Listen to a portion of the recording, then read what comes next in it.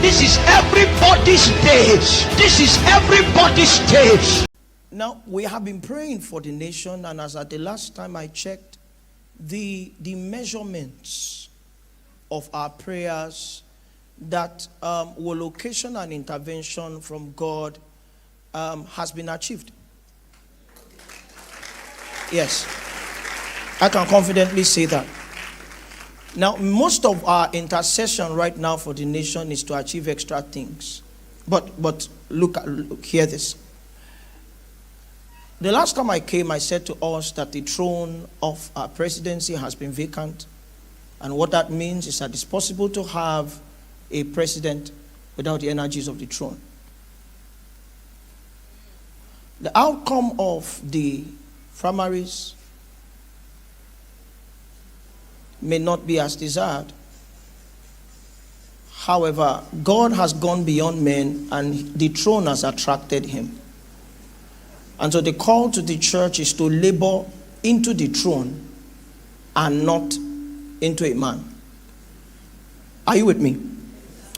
Now, when the Lord began to say that to me, I was wondering how that could happen. And then he advanced. I've been studying on the capacity of things to host spirits.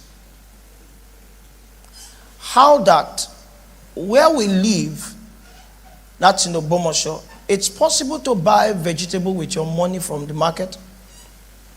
But that vegetable enters your house, and under the right kind of priesthood, it can become a host.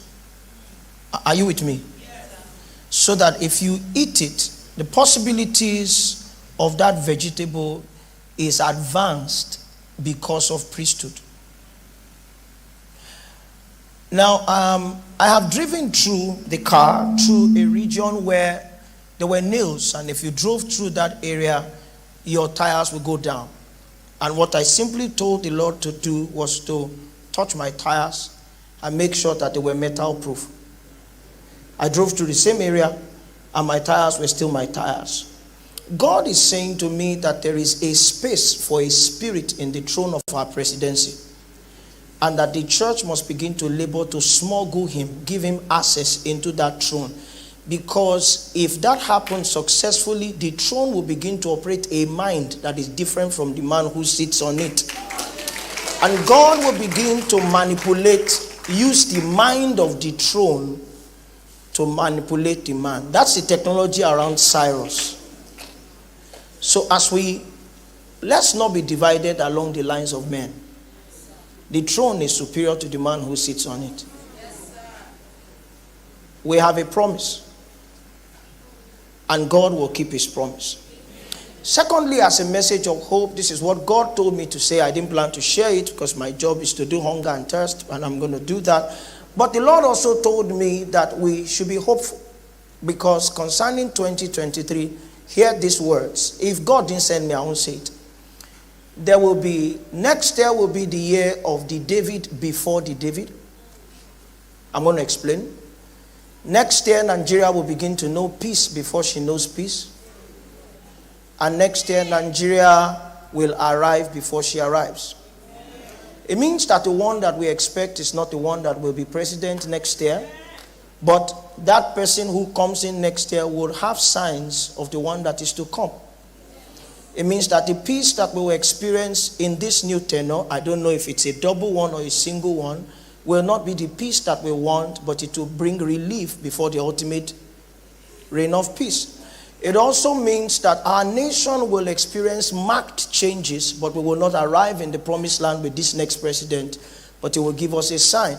There is a dimension of the operations of the spirit of faith that the Nigerian church needs to repossess. It cannot be possessed right now because it's all hopelessness. But God will begin to show us from 2023 the tokens of his goodness, and it will help us repossess our store of faith to be able to draw down who the next one will be. Don't believe me. Just stay alive. Don't believe me. How many of us have been praying for Nigeria? He has answered us. Uncle, A pastor called me from Ibadan and said to me, he said, Reverend, where do you get faith from for Nigeria? Where do you get faith from? Because we are all hopeless. So show us where you get faith from so that we can also have faith. Now, it's simple in scriptures. Faith comes by hearing. And tonight, God will open some people's ears. You will hear beyond Channels TV. And what you hear will bring rest to your soul.